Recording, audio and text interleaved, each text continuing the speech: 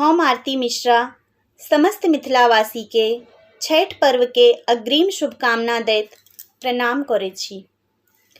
आइ हम अपने सबके समक्ष मैथिली गीत माला के मंच से अपन लाल दीदी के मुँह से सुनल एकटा छठ के गीत लऽ कऽ अयलहुँ हैं। आशा करै छी जे अपने सबके नीक लागत।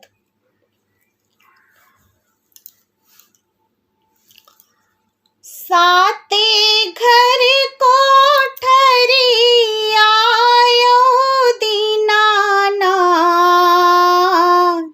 नाथ करे दुआर, नाथ करे दुआर। साते घर कोठरी आयो नाथ करे दुआर, नाथ करे दुआर। गोबर आना गेलिए हो दीनानाथ, आहे गैया के बथान, आहे गैया के बथान। गैया चर बहबाहे दीनानाथ, आहे लैल लुलुआई, आहे लैल लुलुआई। दूरे दूरे रह गे बाझिनिया, मोर गैया होइत बाझ, मोर गैया होइत बाझ। गोबर आना गेलिए हो दीनानाथ, आहे गैया के बथान, आहे गैया के बथान।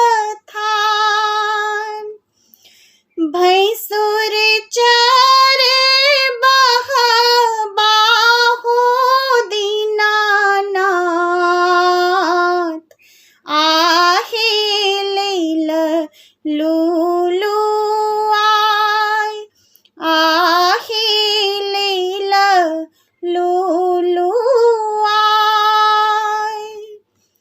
सासु मोरा मारै छथि हो दीनानाथ,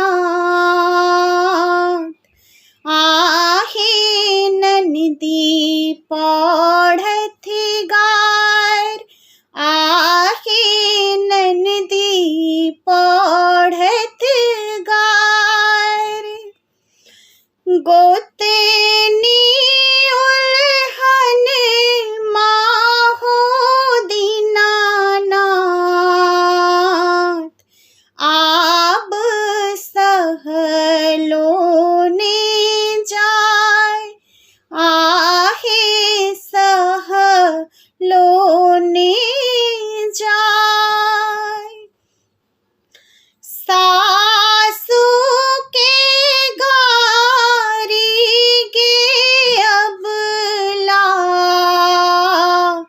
आहे गंगा बहे धार, आहे गंगा बहे धार।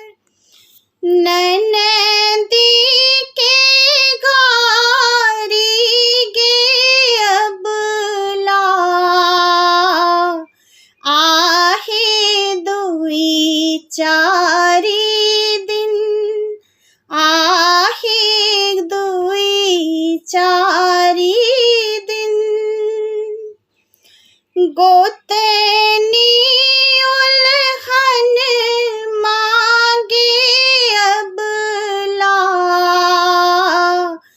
देबऊ हम छोड़ाय, हम ता देबऊ छोड़ाय।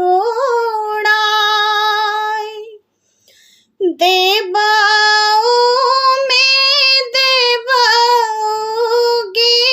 अबला, एकटा गजोधर सन पुत्र, एकटा गजोधर सन पुत्र। बाँझिन पद छोड़ लियो दीनानाथ, आहे मरौछी भेल नाम, आहे मरौछी भेल नाम। जय छठी मैया, जय मिथिला, जय मैथिली।